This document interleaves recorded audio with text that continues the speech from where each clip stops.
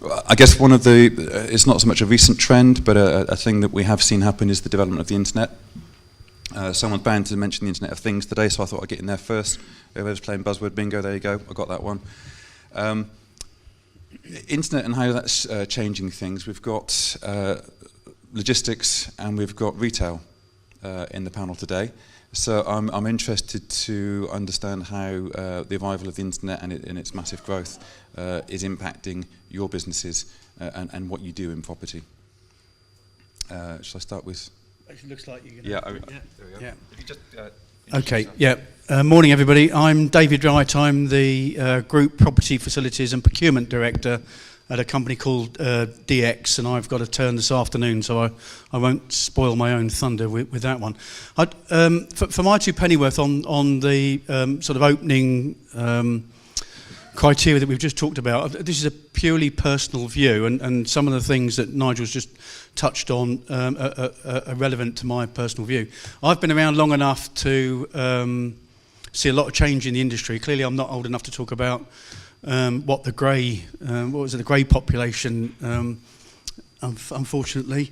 But I've been around long enough to have children that are now out there and working. And I've got, my eldest son's an architect, my middle son is a heating engineer, runs his own company, and my daughter's a probation officer, which I absolutely hate as a parent, but none of them work out of an office. And my eldest son said to me, when he saw me getting home late every night, having spent hours on the M25, Dad, I don't want a job like you where I'm tied to a desk all the time. And one of the things that I think would be fantastic for us to be able to do is to try and look into the future about workplace. And Nigel just mentioned there are some companies that are not taking exclusive space. And I'm very conscious, I looked through the list of all of your job description, your job titles, and there's lots of real estate, lots of property, lots of facilities, and there's this new word that started to creep in the last few years called workplace. And this afternoon I'd like to explore the relationship between those groups of people and who's fighting who for what and that sort of thing. But you know, we seem to be obsessed with creating environments that people want to come and work in. Well, those environments already exist. We don't have to create them. We just have to have a way of utilising and leveraging those workspaces that already exist.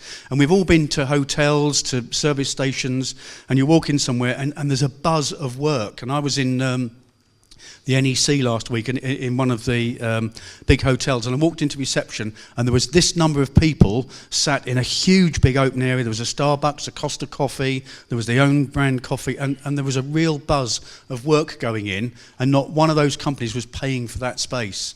You know, they were just in there paying for coffees, etc. And if you go and see those sorts of spaces, you'll see that they're riddled with young people doing work. You know, they don't need to go to corporate head offices and that sort of stuff. So I'm just kind of throwing out there, questioning that maybe the space that we're all looking for attracting and retaining talent actually already exists, and do we really need to own it, is my question I'd put out there. Anybody want to take that? Hi, I'm Andy Thornton, Director of Workplace for the BBC. I guess from our perspective, the internet's had two main effects. One is we're a broadcaster, and it's effectively become a new broadcast medium. So some of you have probably read that BBC Three is coming off television, and we're going to broadcast it solely over the internet. So that means we need to house the people that do that. It's a lot cheaper for us to do that, actually, because we don't need to build radio or TV studios. So I can see that getting more and more prominence and becoming a much bigger broadcast medium. It's also kind of challenged with the way younger people consume media these days. I mean, they tend to do it on tablets and laptops rather than through the TV. So that's certainly a growing trend, something will change there. And the second thing is I kind of echo what Chris has just said, to be honest with you. I mean, I probably work out of 3 or 4 different locations a week, travel between them, can get Wi-Fi on the train, can work anywhere, pretty well connected. It just makes kind of the traditional office seem kind of irrelevant these days. There seems to be more and more people doing that, even working at home, all that kind of stuff. So I think it's going to dramatically change the way we think about work and the way we work. Thank you. Yeah, I'm Mark Johnston-Wood. I've spent the last 10 years working in the healthcare industry, looking after medium secure hospitals for the mentally ill, and latterly for acute trusts, so that's A&E and all those sort of things. The internet is obviously having a huge impact on the healthcare industry, looking at telehealth and treating people in their homes. The problem with the healthcare industry, as you know, is the economy of the healthcare industry is in a bit of a state. And so where there's a thrust to have telehealth at home, there's also the cost of trying to provide all sorts of other medicines. And I think it's going to be very interesting over the next 5 years as to how we look at the way we manage space, because you want to get people through hospital really quick and you want to treat them in the best way possible, but the costs are quite astronomical. The other thing is with elderly care, the idea of having telehealth for elderly people at the moment who don't actually understand the technology, they can't actually access that sort of thing. So they're having to come into hospital, and that's a real problem. So there's lots of things. There's a huge change, as we all know, happening within the healthcare industry, and it's something to watch over the next few years. And I'll be talking a bit more about that this afternoon. Hi, morning, Chris Robson. I'm the Group Property and Procurement Director for Ladbrokes. I've been there about 4 years. And I joined Ladbrokes on the presumption that with the revolution in internet and the impact it would have on the betting and gaming industry, that there would be less requirement for retail space, and just over time it would be a declining area of the business. What's actually happened is that the internet has made people more comfortable with betting, and then they go and bet online initially and then go into a shop because they're more comfortable with the thought of betting. So actually, counterintuitively, the internet has helped the retail demand for betting.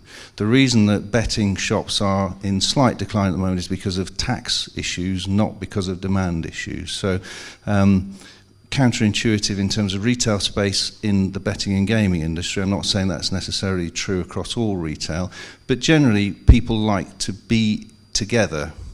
And you know, I would question some of the, you know, is there a change of office requirements or office demands? There's office buildings going up all over the place at the moment. I think the design of the office is changing because people are dropping into offices and they need much more flexibility around how they use the space. But inherently, people like being together. Businesses like people to be together. You generate ideas by being together. And you know, we're all in a room today to listen to each other, to talk to each other, and to generate ideas. And you cannot do that online.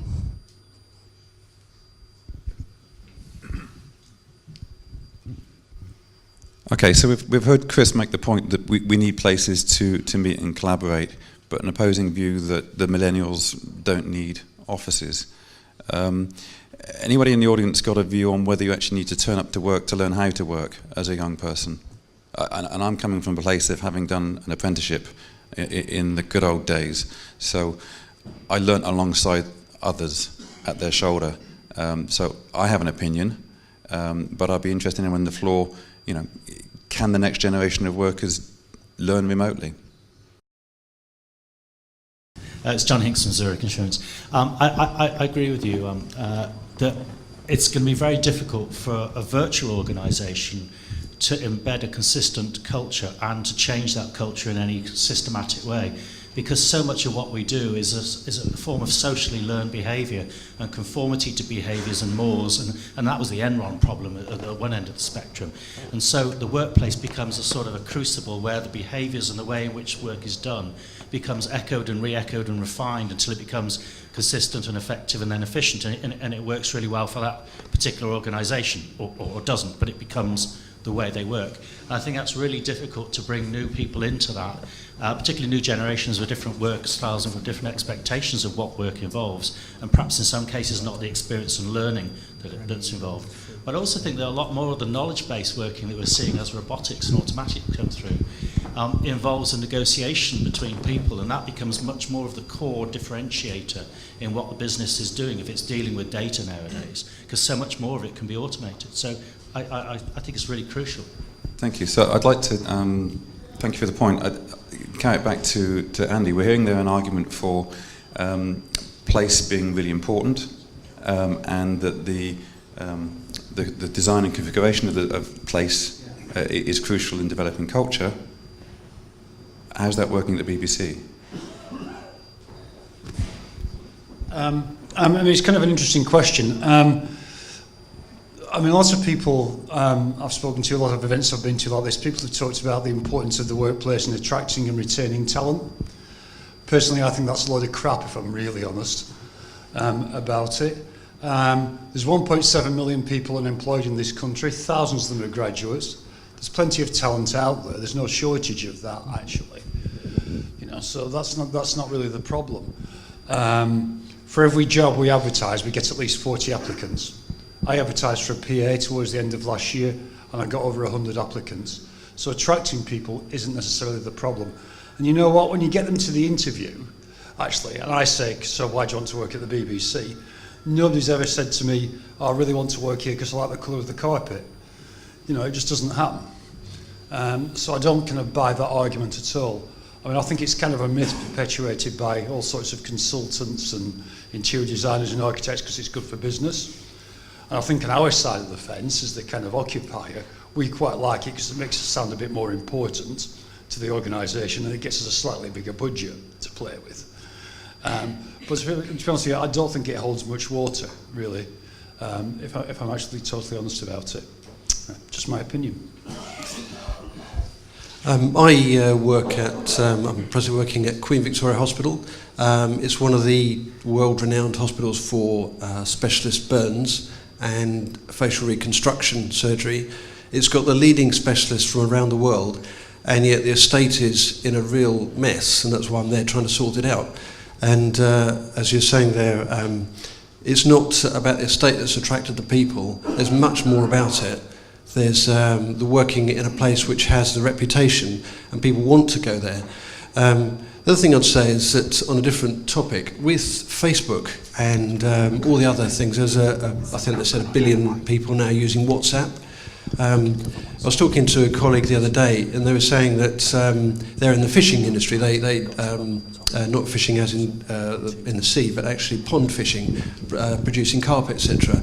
And they were saying that the numbers of people fishing is going down, and the number of people going to church is going down, the number of people going to pubs is going down, and it seems society is becoming much more fractured, and we're doing our own thing in our own sweet way. And it's interesting we're talking about here about bringing people together, and I think society's got to find a new way of finding how we can bring people together, whether it's virtually or physically, and what space we actually provide for them.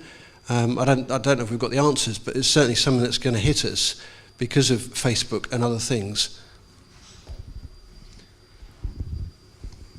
So, David, with logistics organisation, encouraging us all to stay at home, shop at home. It'll be a while before you're put out of business by the drones, I assume, and automated delivery. Do you think it's a realistic prospect that we're going to just fragment further and further, or where are we going to find our sense of community, and is work the place to do it?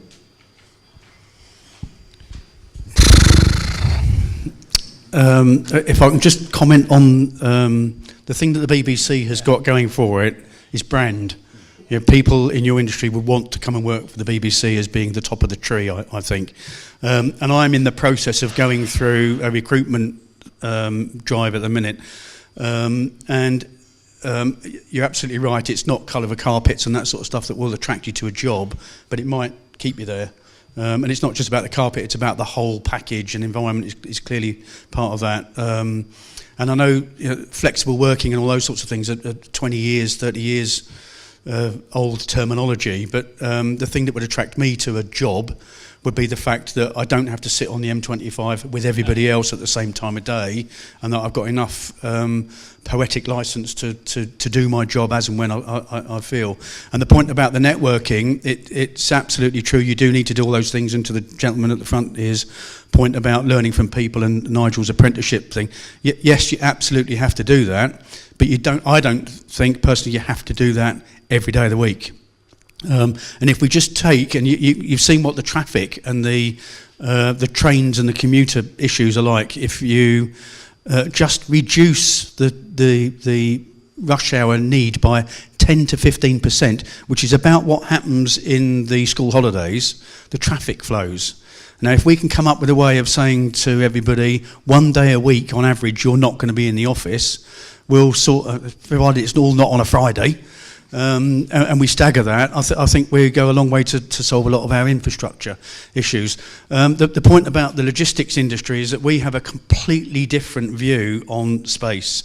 We don't want customers to come to our offices. We don't want, we make no statements with our real estate. And I'm conscious there's a couple of other logistics people in here. Environment and space is all about cost and overhead. And, I used to think I knew everything about space and space planning and space utilisation until I came to the logistics industry. I would walk into this room and see, 3,000-4,000 square feet ish. Now I walk into a room like this and it's about 30, 40, 50,000 cubic feet. It's got a completely different three-dimensional feel to how many people can I get in here. The first thing I do, first thing I used to do, was walk in and look at how many people can I get in desks, and now I look up and how much stuff can I get in. So it's a completely different way of doing it, and certainly it's all about brand in terms of recruiting people, not about location, because we operate out of sheds. And I've got some pictures to show you later this afternoon, those of you that are still around and still awake. But and they're not glamour locations. You wouldn't be attracted to come and work for us because we're in nice offices. Yeah. Anybody? Yeah, I just endorse the sentiment. I think that's coming across here, that the main attractor of people is the quality of the offering of the business, not necessarily the quality of the space. I don't agree entirely with your statement that it's crap, that doesn't make any difference. I think there is some element that the environment needs to be at least attractive and serviceable, because I've been into some offices which are CRAP, and you wouldn't want to work in them. So it's not a driver. The quality of the offering from the business is the main driver as I see it. I haven't read all the delegate names and companies, but I'm sure there must be at least one or two designers, architects, contract companies in the audience. Anybody want to make a pitch for the value of good-looking space?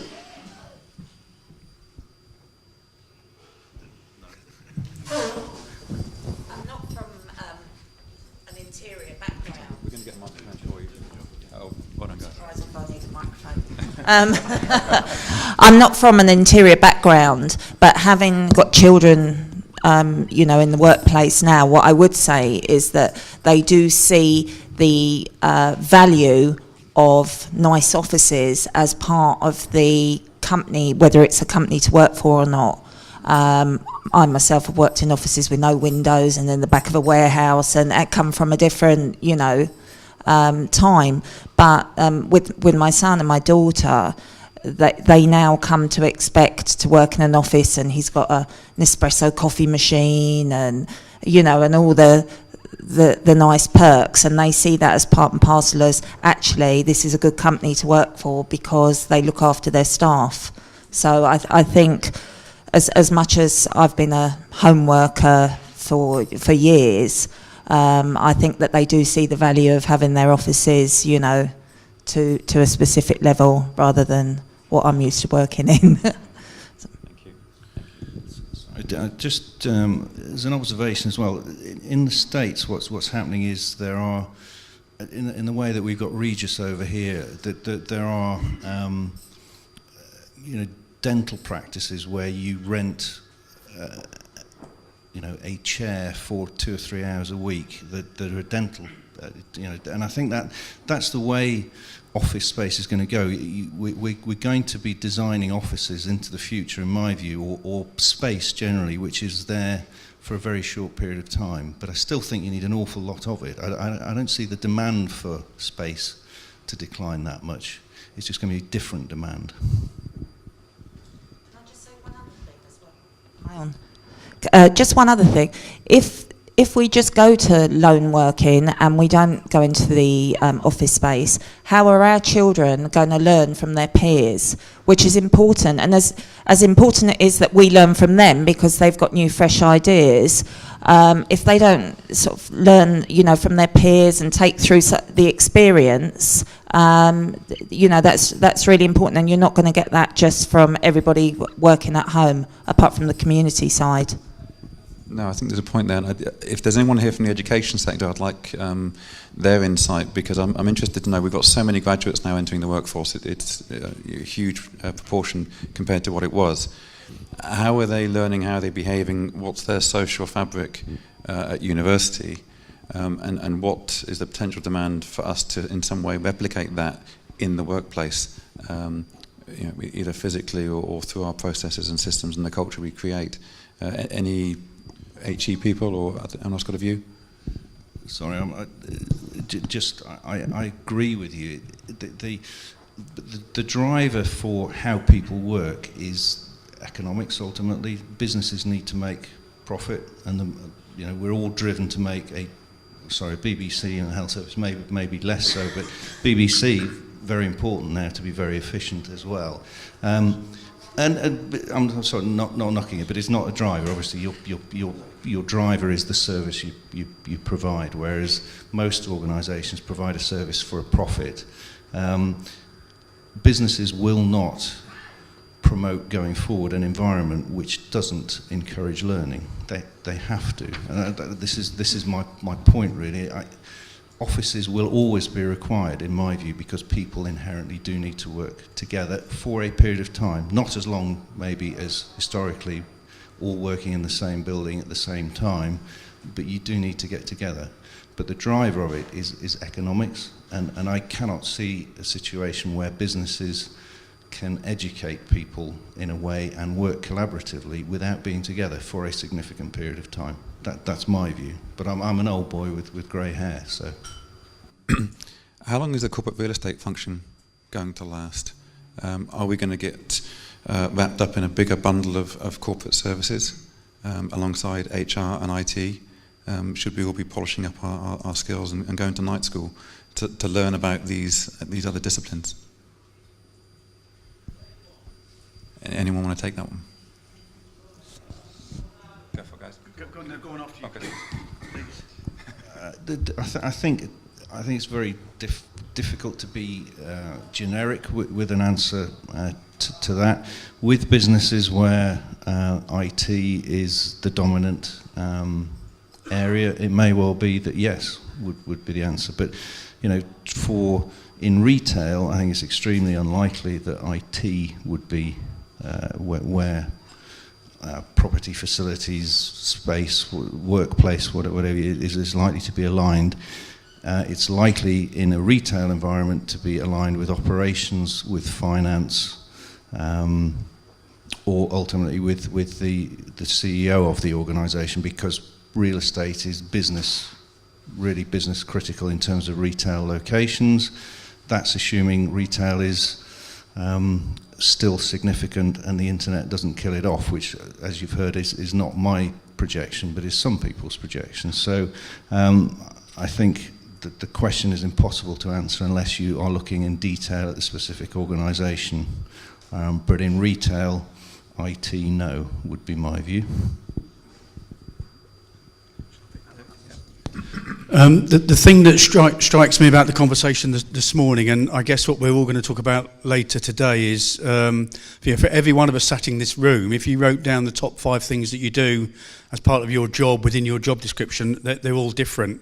And I can do my job in my company, and my job right now is completely different to the job with exactly the same title that I did in an IT company, for instance. So everybody's different, every company's different, and even if we're a property manager, a corporate real estate manager, whatever we might call ourselves, we can go from one job to another, and we all have that sort of honeymoon period where you can ask really silly questions, but every job is different, and we apply all the skills and all of the experience that we gain in slightly different ways depending on how that that company operates within its space. And I'm really interested to hear the workplace folks talking about, workplace. It's not necessarily somewhere you go. It's potentially something you do rather than a place that you actually go to. But for every one of us in the room, we're all absolutely different. So I've introduced home working before with about that much degree of success. I remember one particular guy was desperate to work at home. He lived in Telford. And within about 3 months of him working from home, and we spent a couple of grand putting him a desk and an IT set up and a PC, he came to me and said, "Please stop me working at home." He confessed that his house back garden backs onto a golf course, and all he could hear all day was, and he said, 2-3 o'clock every afternoon, he wasn't disciplined enough to work from home and buggered off to play golf, and his work was being affected. And that's self-confessed. It's not for everybody. We are all different. I'm the sort of person that likes to be, and I was talking to Chris outside earlier, I work from home a couple of days a week. I'm out and about doing this sort of, well, not this sort of thing every week, but I'm out and about meeting people at different sites 1 day a week, and in the office a couple of days a week. So it means I can cope with the M3 and the M25, and I've got that work-life balance kind of about right. But we are all absolutely different, so I don't think there's a prescribed answer to the question about that question. Thank you. My name's Thomas Sidaway. I'm from Prudential. Can I just pick up on the point that you made just then, which is absolutely correct, about we are all very different. What surprises me is we seem to be surrounded by huge amounts of research talking about millennials as this huge homogenous group, and they're all absolutely the same. And if you believed everything you read, they wake up in the morning, they open the laptop, and they just sit there all day with a laptop completely, plugged in. And they might move to Starbucks, but they've still got the laptop, and they feel absolutely no need for social interaction like this. They just do it all virtually. It's rubbish. It's the fact is we are all different. Of course, there are people like that out there, but there are plenty who are not. And to your point, we need social interaction as human beings, not just to make our work a success, just because it makes us who we are. So the thought that the office will disappear because everybody will just be sat in Starbucks or their own bed doing their work, it just doesn't hold water for me. These millennials, and the evidence in a way for me, the final bit of evidence is if that were true, these millennials coming into the workplace, if you say to them, here's the office, come and work in, they'll go, I don't want to do that. If that held water, then equally they wouldn't have felt the need to, say, go to a school, go to a university, because they could have got all the knowledge they needed online, just sat in Starbucks. But that's not the way they've approached it.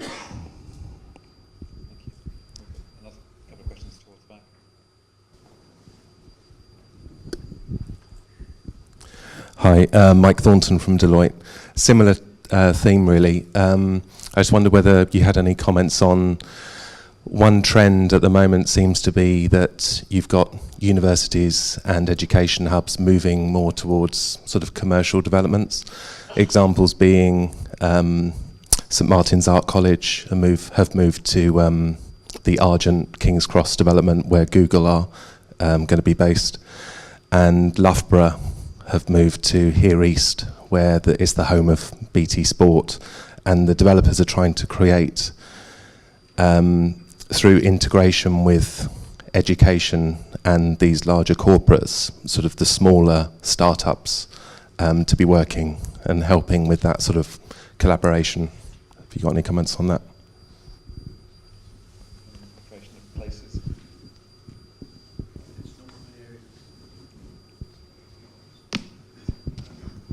It's not really my area either. I think we're sort of drawing blanks on this. But just my observation would be that it is a trend which will grow because universities are encouraging it. But is it a new trend that new businesses want to start up and develop?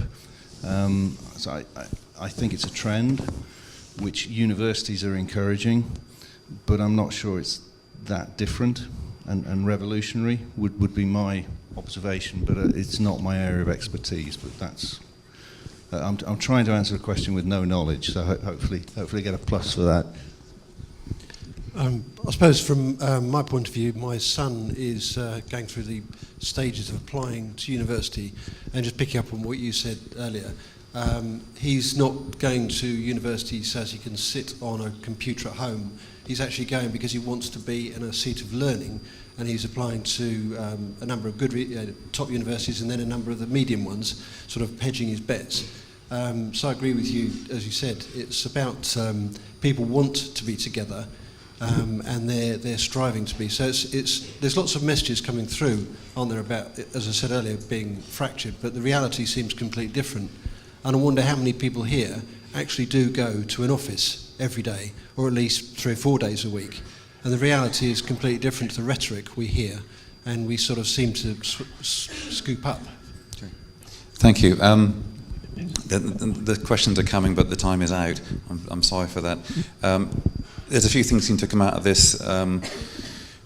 We're all different, but we do have something in common, which is the need for social interaction and collaboration. It seems there's a consensus around there will be a need for some sort of place, whether it's a place that we hire by the hour or we commit long-term serious capital to, but there will be a need for some sort of a place.